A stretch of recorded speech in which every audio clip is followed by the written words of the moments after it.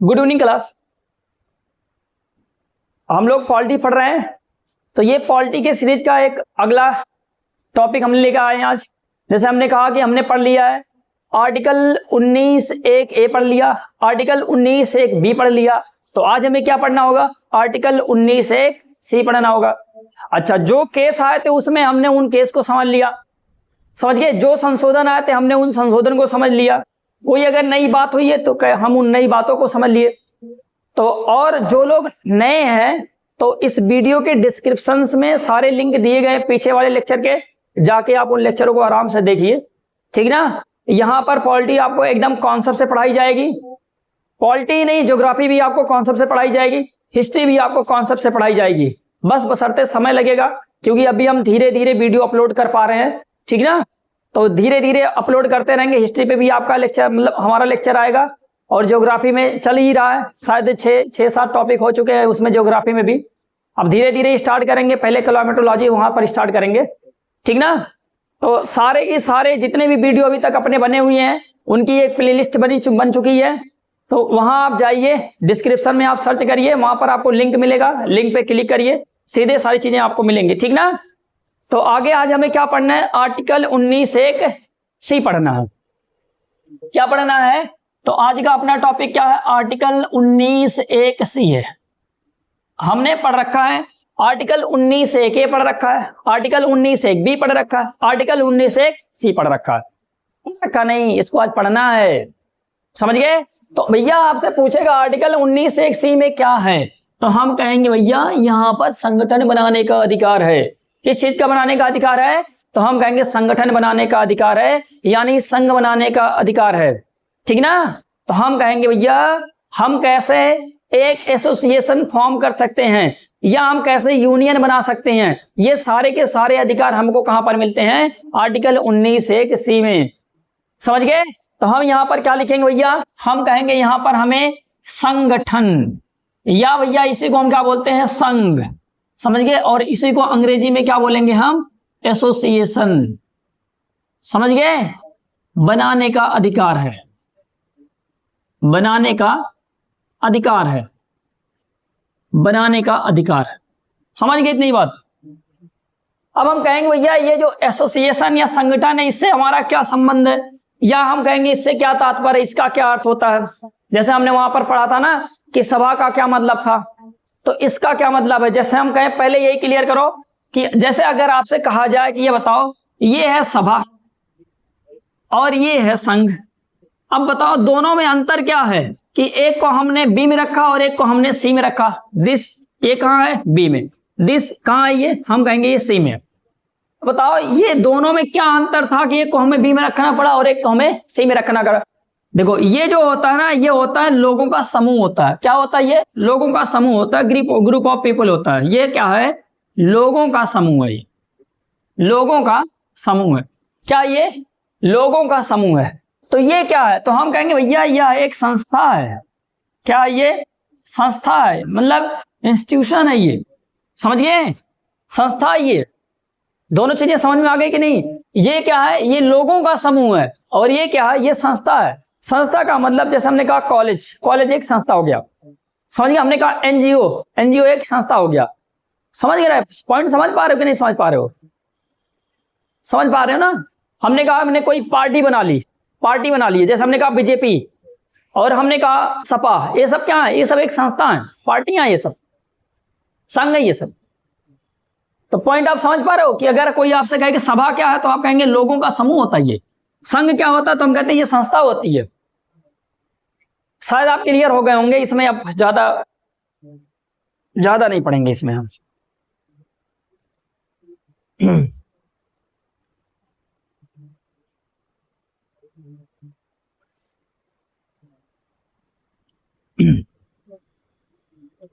Point अब समझना है, यहां पर आपको बढ़िया से समझेंगे, ठीक ना? संगठन या संघ से मतलब होता है, जैसे हमने कहा कि ट्रेड यूनियन। क्या होता है? ट्रेड यूनियन, समझ गए? ट्रेड यूनियन, या भैया कोई भी, हमने कहा राजनीतिक पार्टी, राजनीतिक पार्टी, सब इसी में आएंगे भैया। एनजीओ, ठीक ना, सब ऐसे ऐसे क्या है, यहाँ लिख देता हूँ एटसेट्रा, मतलब इत्यादि, ये सब कहाँ आएंगे, इन्हीं सभी का संगठन, मतलब कि किससे संबंध है, संगठन या संघ से। जैसे मैंने कहा ट्रेड बना लिए, राजनीतिक पार्टी बना लिए, एनजीओ बना लिया, ये सब आपके क्या है, तो हम कहेंगे यही सब आपके संगठन। समझ गए कि नहीं समझ गए। अब पॉइंट आते हैं ये कि मतलब इसकी क्या विशेषता है, कुछ बात भाई तो लिखना ही पड़ेगा कि इसकी क्या विशेषताएं हैं। तो भैया इनके इंपॉर्टेंस में हम क्या रखते हैं, इनके इंपॉर्टेंस में हम क्या लिखते हैं, मतलब अगर आपसे पूछा जाए कि इनके प्रमुख बिंदु क्या हैं, प्रमुख बिंदु इस आर्टिकल के क्या निकल के आएंगे, तो भैया सबसे पहले आपको यहां पर रखना होगा कि जैसे मान लो कि राजनीतिक पार्टी, कौन सी पार्टी, राजनीतिक पार्टी। अब अगर कोई राजनीतिक पार्टी है, कौन सी पार्टी है, हम कहते हैं राजनीतिक पार्टी है, तो राजनीतिक पार्टी के पास एक दल बनाने का क्या होता है, अधिकार होता है। पार्टी का मतलब दल ही होता है, समझ गए। तो कोई भी राजनेता होगा तो उसके पास एक राजनीतिक पार्टी बनाने का क्या होता है, अधिकार होता है। क्या बनाने का अधिकार होता है, तो हम कहते हैं राजनीतिक पार्टी बनाने का अधिकार होता है। तो भैया इसकी प्रमुख बातें क्या है, तो हम कहते हैं यहां पर लिख देते हैं राजनीतिक दल, राजनीतिक दल, राजनीतिक दल बनाने का अधिकार, ये सब इसी में आएगा आपका, समझ गए, ये सब आपके इसी में आएंगे। दूसरे नंबर पे क्या पढ़ोगे भैया, दूसरे नंबर पे भी देख लो, दूसरे नंबर पे हम कहते हैं कोऑपरेटिव सोसाइटीज, क्या बनाने के अधिकार, कोऑपरेटिव मतलब सहकारी समितियां जो बनाई जाती हैं उनको हम क्या बोलते हैं, कोऑपरेटिव सोसाइटी बोलते हैं। क्या बोलते हैं, कोऑपरेटिव सोसाइटी बोलते हैं। किनको हम बोलेंगे कोऑपरेटिव सोसाइटी, तो हम कहते हैं जो सहकारी समितियां होती हैं, ठीक ना, जो सहकारी सोसाइटी बनाई जाती है उनको हमें क्या बोल देना है, कोऑपरेटिव सोसाइटी। अंग्रेजी में कोऑपरेटिव सोसाइटी और हिंदी में सहकारी समितियां, ऐसे ऐसे करके नाम दिया जाता है उनका। तो यहां आप रख सकते हो सहकारी समितियां, सहकारी सोसाइटी लिख देते हैं सीधे, सोसाइटी, थोड़ा अच्छा भी लगता है, समझ गए। इसमें बाबू कौन कौन सा आएगा, जैसे आपने सुना होगा एनजीओ, क्या, एनजीओ, एनजीओ का फुल फॉर्म होता है नॉन गवर्नमेंटल ऑर्गेनाइजेशन। क्या, फिर से सुनो, नॉन गवर्नमेंटल ऑर्गेनाइजेशन। ये क्या होता है, यह एक ऐसी संस्था होती है जिसमें ये सरकारी संस्था नहीं होती है, लेकिन ये तब भी, जैसे अपने यहाँ गरीबी है तो गरीबी दूर करवाएगी, शिक्षा कम है तो शिक्षा के स्तर को बढ़वाएगी, मतलब जो जो काम सरकार करती है वही वही काम आपका एनजीओ करेगा, जबकि यह कोई सरकारी संगठन नहीं होने बावजूद भी, समझ गए। अगर ये सरकारी संस्था होती तो और कर पाता, लेकिन ये सरकारी संस्था ना होने के बावजूद भी क्या करती है, अच्छी अच्छी चीजें करता रहता है, इसीलिए इसको हम क्या बोलते हैं, एनजीओ बोला गया है, नॉन गवर्नमेंटल बॉडी के नाम से इसको हम जानते हैं, समझ गए, एनजीओ। और क्या हो सकता है, हम कहते हैं भैया और भी बनाए जाते हैं, जैसे हमने कहा कि मजदूर संघ, मजदूर संघ बनाया जाता है। आपने एक कौन सी मूवी है, श्री देवी है, अनिल कपूर है, उसमें ये सब के बारे में जिक्र हुआ है ना कि वो ट्रेड यूनियन का क्या रहता है, एक नहीं लेबर यूनियन का क्या रहता है, वो अध्यक्ष रहता है, तो उसमें दोनों में बवाल ववाल होता है। तो आप देखे होंगे मूवी, मैं इतना नहीं देखा हूं लेकिन आप देखे होंगे, ठीक ना। तो हम कहते हैं भैया इनको क्या होता है, मजदूर संघ बनाने का अधिकार होता है, मजदूर संघ, समझ गए, मजदूर संघ। या और क्या हो सकता है, ट्रेड यूनियन, सब ट्रेड यूनियन, सब ये सब आपके क्या है, अगर हमें मजदूर संघ बनाना हो, ट्रेड यूनियन बनाना हो, सब क्या है, सब ये आपके कौन से मिलेंगे, हम कहेंगे ये मिलेगा हमें आर्टिकल 19(1) में मिलेगा। याद रखे रहना, अगर आपको मजदूर संघ बनाना है या ट्रेड यूनियन बनाना है, समझ गए, सब ये कहां से आपको अधिकार मिल रहा है, यहां से। अगर हमें कोई राजनीतिक दल बनाना है तो ये बताओ ये अधिकार कहां पर निहित है, तो तुरंत आपको बताने हैं कि ये भैया यहीं पर निहित है, समझ गए। अच्छा, एक और बात आती है, जैसे मान लो कि ये कोई छात्र है, छात्र को छात्र संघ बनाना हो, समझ गए, तो छात्र को अगर छात्र संघ बनाना हो, जैसे क्या होता है ना कॉलेज में स्कूल में, वहां पर क्या होता है कि छात्र लोग क्या बनाते हैं, संघ बनाते हैं, छात्र संघ का चुनाव होता है। तो अगर कोई आपसे कहे बताओ छात्र संघ कहां से अधिकार मिलता है स्कूल और कॉलेजों में, तो भैया कहां से मिलता है, तो आपको याद होना चाहिए आर्टिकल 19(1) से मिलता है। तो यहां लिख सकते हो छात्र संघ, छात्र संघ, समझ गए। छात्र संघ बनाने का अधिकार भी कहां से मिलेगा आपको, आर्टिकल 19 आर्टिकल 19(1)(c) से मिलेगा। ठीक ना, पॉइंट क्लियर हुआ कि नहीं क्लियर हुआ? तो भैया क्या सभी लोग ये सब बना सकते हो? सभी लोग दल बना सकते हो, कोई भी एनजीओ बना लो, कोई भी मजदूर संघ बना लो, कोई भी ये बना लो, कोई किसी प्रकार का संगठन बना लो। अब भैया कुछ लोग गधे होते हैं, भैया आतंकवादी संगठन बना लें, तब क्या करोगे? तो भैया इसीलिए कहा गया है आप ये जो बनाओगे ना संगठन या संघ बना सकते हो, लेकिन याद रखे रहना हमें कुछ ना कुछ चीजों के चक्कर में पड़ जाना पड़ता है। क्या नहीं होना चाहिए? इसका मतलब बाबू हम फिर से वही बात याद करेंगे, fundamental rights are not absolute. मतलब मूल अधिकार जो होते हैं वो पूर्ण नहीं होते हैं, उनके ऊपर कुछ ना कुछ क्या लगाए जाते हैं? प्रतिबंध लगाए जाते हैं। तो उस जो प्रतिबंध लगाया जाता है उसको बोलते हैं उचित प्रतिबंध, रीजनेबल रिस्ट्रिक्शंस के नाम से जाना जाता है। तो बाबू क्या इस वाले पर भी लगेगा? तो आप कहेंगे हाँ इस वाले पर भी लगेगा। अगर इस वाले पे नहीं लगेगा तो बताओ कोई बना लो, बता दे अभी कोई यहां पर विस्फोट वाला मतलब कि हथियार बनाने का संघ बना ले, कोई आतंकवादियों का एक संगठन बना ले, कोई नक्सलवादियों का एक संगठन बना ले, तो भैया ये सब क्या हो जाएंगे? तब तो अपना देश पूरा का पूरा खत्म कर देंगे ये लोग ना। तो इसीलिए बाबू आपको याद होना चाहिए कि हर एक मूल अधिकार पे कुछ ना कुछ रीजनेबल रिस्ट्रिक्शंस नाम की एक चीज लगा दी गई है, ताकि आप इन चीजों के अंडर में रह के काम करें। अगर आपको संघ बनाना है तो आप ऐसे कर सकते हो, अगर आपको सभा बनानी है तो भैया आपको ऐसे कर सकते हो, समझ गए? अन्यथा आप सभा नहीं बना सकते हो। ये भैया पॉइंट पहले क्लियर कर लो, तब हम चलते हैं इसके उचित प्रतिबंध पर। तो बात वही आएगी फिर से, कौन सी बात आती है? हम कहते हैं देखो भैया जो बात आएगी यहां पर कौन सी बात आएगी? हम कहेंगे आर्टिकल 19(1)(c) का उचित प्रतिबंध, उचित प्रतिबंध आर्टिकल 19(1)(4) में है। 4 में लिखा भैया, आप पूरा लिख लेना, पहुंच नहीं रहा हूं, समझ गए कहां पर है? तो हम कहेंगे आर्टिकल 19(4) में बताया गया है कि आपको क्या क्या चीजें करनी पड़ेंगी या क्या क्या चीजें आपको नहीं करनी है। अगर आप राजनीतिक दल बना रहे हो तो आपको क्या चीजें ध्यान देनी है, अगर आप नहीं बना रहे हो तो क्या चीजें नहीं ध्यान देनी है, समझ गए? सबसे पहले नंबर पे आता है जो रिजनेबल, तो जो यहां पर उचित प्रतिबंध बनेगा, उचित प्रतिबंध जो बनेगा, बताओ पहले नंबर पे क्या लिखेंगे?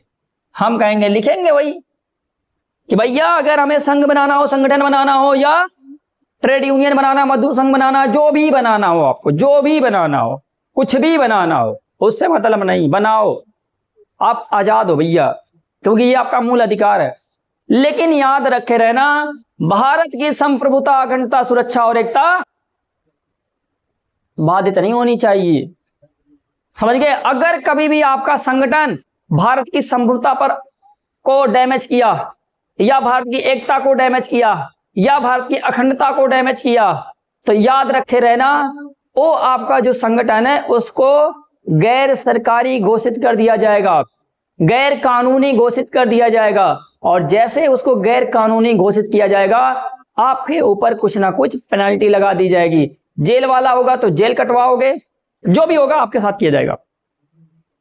तो यहां आपको याद रखना है पहले वाले पॉइंट में कि भैया अगर हमें संगठन बनाना है तो किन चीजों को याद रखना है? तो हम कहेंगे भैया हमें याद रखना है कि भारत की संप्रभुता, भारत की संप्रभुता, संप्रभुता, अखंडता, एकता, सुरक्षा, सुरक्षा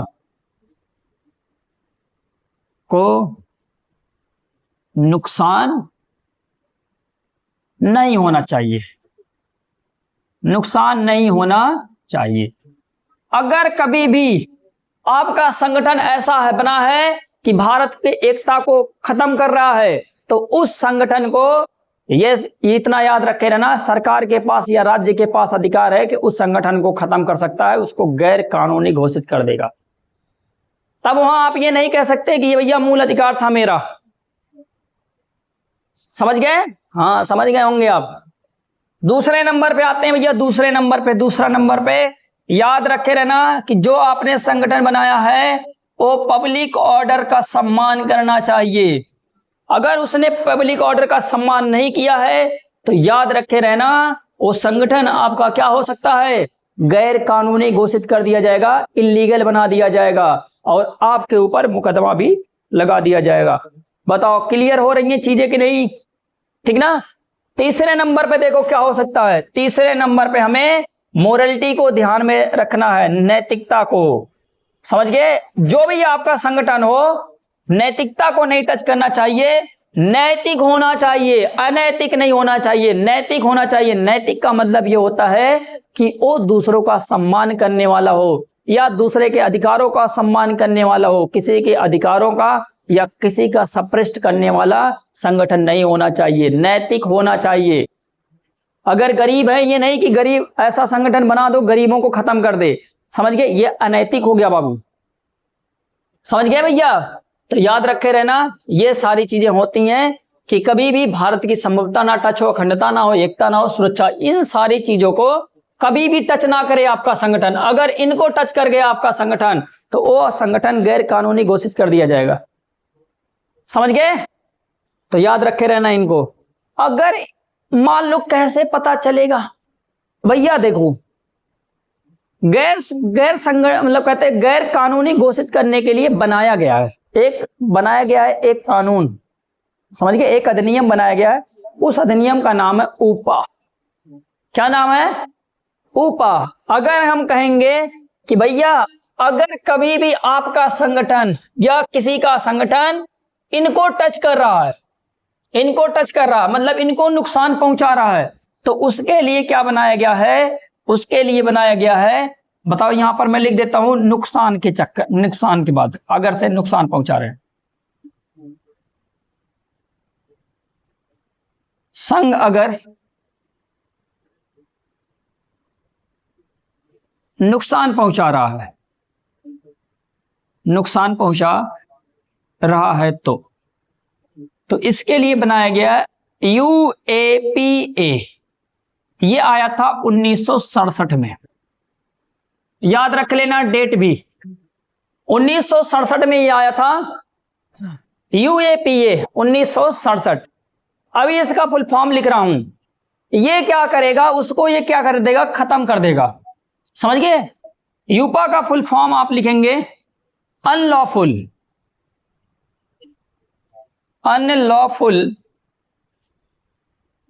एक्टिविटीज प्रिवेंशन एक्ट 1967। भैया लोग बढ़िया से पढ़ लेना इसको।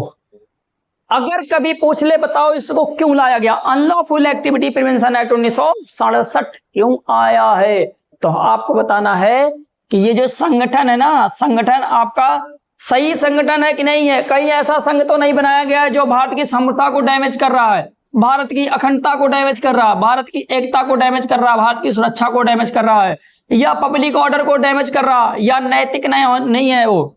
समझ गए?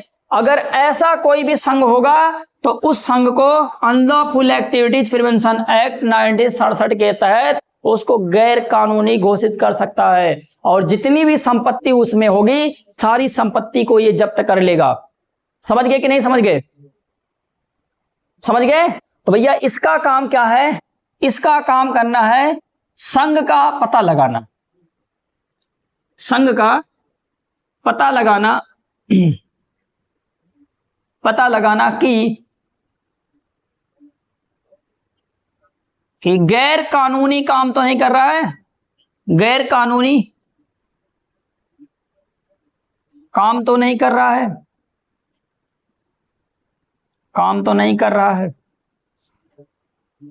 गैर कानूनी काम तो नहीं कर रहा है। और क्या हो सकता है? हम कहेंगे भैया और देखो क्या कर सकता है ये गैर कानूनी, कहीं आतंकवादी आतंकवादी गतिविधियों को बढ़ावा तो नहीं दे रहा है ये, आतंकवादी गतिविधियों को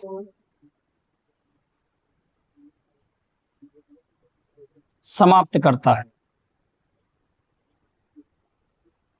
संघ का पता लगाता है कहीं गैर कानूनी काम तो नहीं कर रहा है। दूसरा, आतंकवादी गतिविधियों को समाप्त करता है। और क्या कर सकता है? यह क्या कर सकता है? संपत्ति को जब्त कर सकता है ये। इसके पास देखो और क्या अधिकार है, तो हम कहते हैं ये संपत्ति को जब्त कर सकता है, जब्त कर सकता है, संपत्ति को ये कर सकता है, जब्त कर सकता है, संपत्ति को ये जब्त कर लेगा। और भैया बिना चार्ज शीट के, बिना चार्ज शीट के 180 दिनों के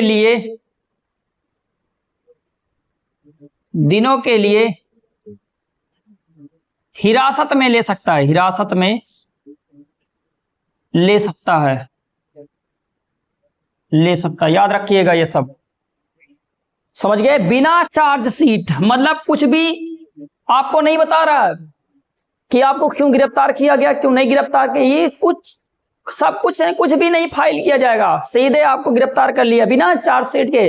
और वो भी कितने दिनों के लिए? 180 दिनों के लिए। और 180 दिनों का मतलब 6 महीने के लिए, समझ गए? 180 दिनों तक आपको हिरासत में वो रख सकता है। तो इतना याद रखे रहना ये सब सारी चीजें कि भैया इतनी चीज कौन कर सकता है? यूएपीए कर सकता है ये, समझ गए कि नहीं समझ गए? अच्छा बाबू, अब क्या होता है इसमें ना, इस वाले लॉ में 2019 में एक संशोधन कर दिया गया। संशोधन क्या किया गया? 2019 में क्या किया गया? इसमें संशोधन किया गया।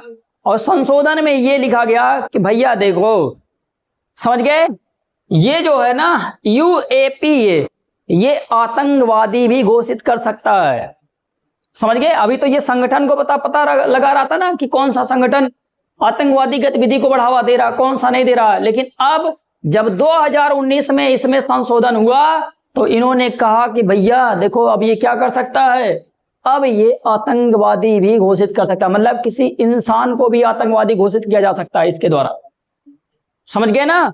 तो हम क्या लिखेंगे यहां पर? आतंकवादी,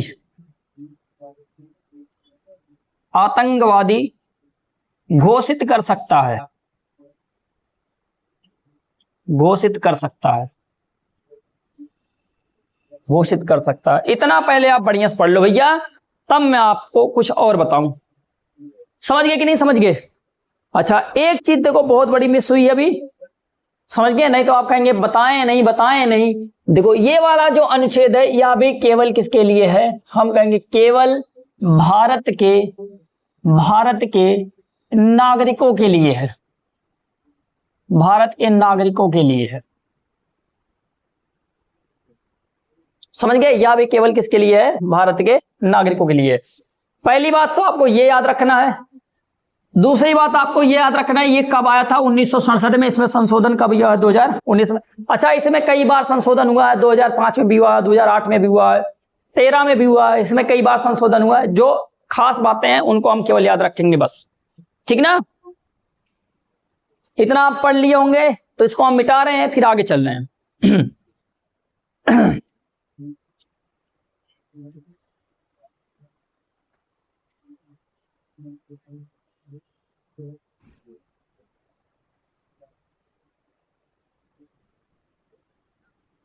अब इसका अपवाद लिखेंगे।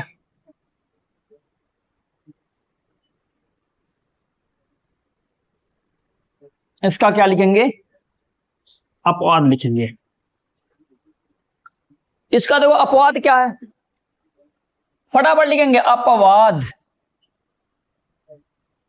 अपवाद इसका क्या है?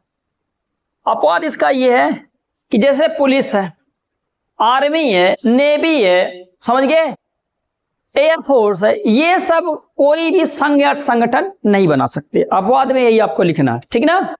अपवाद में क्या लिखोगे? जैसे हम कहते हैं जो अपना फोर्स विभाग, जैसे मैंने कहा पुलिस, समझ गए, आर्मी, समझ गए, नेवी, समझ गए, एयरफोर्स, एयरफोर्स, ये लोग क्या कर सकते हैं, ये लोग संघ नहीं बना सकते। तो यहां पर लिख लेना कि ये लोग संघ नहीं बना सकते। ये लोग ये नहीं कहेंगे संघ नहीं बना सकते, इसका मतलब ये नहीं कह सकते, क्या नहीं कह सकते, ये नहीं कह सकते कि भैया आर्टिकल 19(1)(c) में ये लिखा गया है कि हमें संघ बनाने का अधिकार है। तो अगर ये जाके कहेंगे ना, कहां जाके कहेंगे ये, तो ये जाएंगे राज्य के पास, राज्य से कहेंगे हमें भी संघ बनाना है।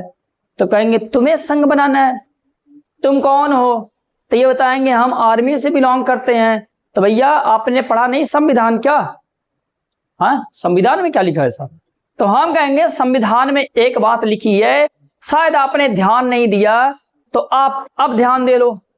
ध्यान में क्या था, तो बताया, राज्य ने बताया कि देखो जो लोग आर्मी हैं, जो लोग नेवी हैं, जो लोग एयरफोर्स हैं, जो लोग पुलिस हैं, ये लोग मतलब या इन लोगों के पास संघ बनाने का अधिकार नहीं है, क्योंकि ये हमारे देश की संप्रभुता के खिलाफ है। किसके खिलाफ है, तो हम कहेंगे ये हमारे देश की संप्रभुता के खिलाफ है। समझ गए, ये हमारे किसके खिलाफ है, तो हम कहेंगे ये हमारे देश के संप्रभुता के खिलाफ है। इसीलिए आपको ये चीज ध्यान में रखनी है कि पुलिस, आर्मी, नेवी, एयरफोर्स को संघ नहीं बना सकते, या संघ बनाने का अधिकार इनके पास नहीं है।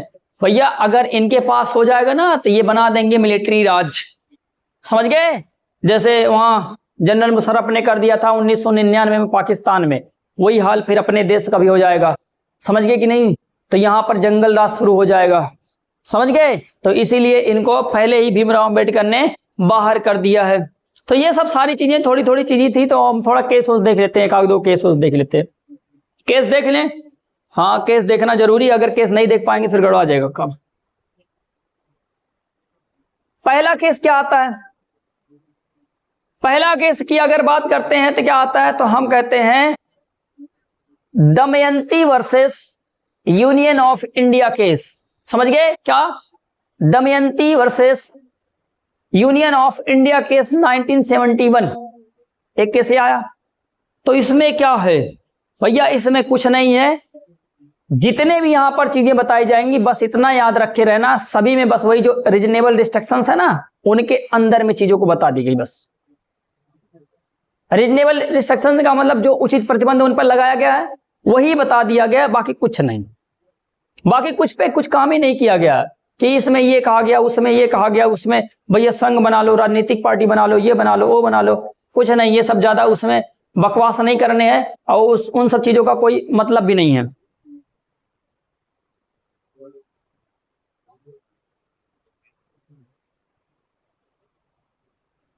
समझ गए, तो एक केस हम लिख लेते हैं, फिर उसके बाद आगे चलते हैं। क्या केस का नाम अभी बोले हमने, दमयंती, दमयंती नारंग इनका पूरा नाम था, Damayanti Narang versus union of India case 1971। भैया ये केस कैसा हुआ, तो भैया ये केस इसलिए हुआ कि भैया दिक्कत ये था, इसमें सुप्रीम कोर्ट ने क्या रिप्लाई दिया था, इसमें ये बोला गया था ये जो राजनीतिक दल होते हैं, समझ गए क्या होते हैं, हमने कहा ये जो राजनीतिक दल होते हैं तो भैया ये क्या करेंगे, समझ गए, संघ बना सकते हैं कि नहीं बना सकते हैं, क्या क्या करने हैं, क्या क्या नहीं करने हैं, ये सब सारी चीजें आती हैं।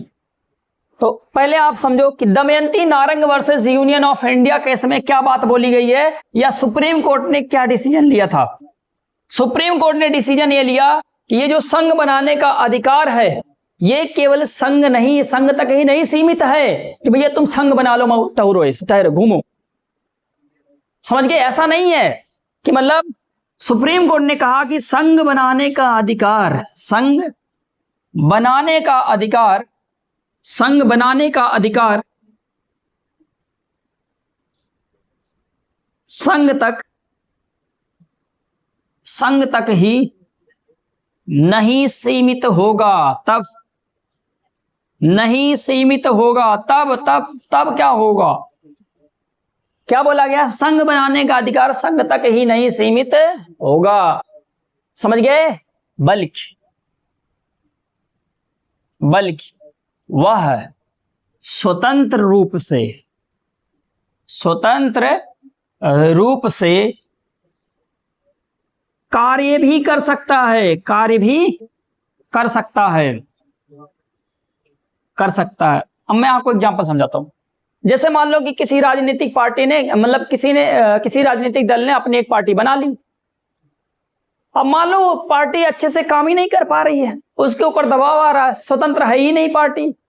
वही चीज यहां पर बोली जा रही है, कह रहा संघ बनाने का अधिकार केवल संघ तक ही नहीं सीमित होगा, बल्कि वह स्वतंत्र रूप से क्या कर सकता है, कार्य भी कर सकता है। समझ गए? ये पॉइंट इसमें आपको बढ़िया से रख लेना है ताकि आपको चीजें बढ़िया से समझ में आ जाए। समझिए कि नहीं? एक ही केस इसमें थोड़ा इंपॉर्टेंट लगा मेरे को, बाकी और केस हुआ है केडी उडी करके बहुत सारे केस आए हैं, तो उनमें ज्यादा कुछ खास नहीं है वो सब, ठीक ना। एक और केस लिखेंगे, ओल्गा टेलिस केस, ये इंपॉर्टेंट है थोड़ा।